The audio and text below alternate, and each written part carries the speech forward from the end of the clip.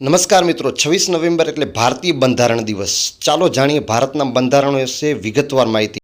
બંધારણ સભાના અધ્યક્ષ ડૉક્ટર રાજેન્દ્ર પ્રસાદ, ભારતીય બંધારણના નિર્માતા ડૉક્ટર ભીમરાવ રામજી આંબેડકર.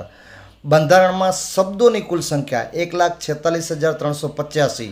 બંધારણમાં થયેલ કુલ સહીઓ 284. બંધારણમાં પાનાની કુલ સંખ્યા 251.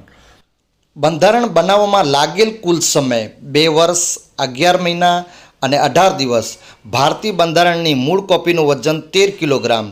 બંધારણના કુલ સભ્યો 389.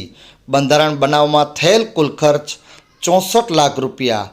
ભારતીય બંધારણની પ્રથમ બેઠક 9 ડિસેમ્બર 1946. બંધારણને બંધારણ સભામાં સ્વીકાર કર્યાનો દિવસ 26 નવેમ્બર 1949 અને ભારતીય બંધારણ અમલમાં આવ્યું તે દિવસ 26મી જાન્યુઆરી 1950. જો વિડીયો અને માહિતી સારી લાગી હોય તો પ્લીઝ લાઇક, શેર અને સબસ્ક્રાઈબ. ધન્યવાદ.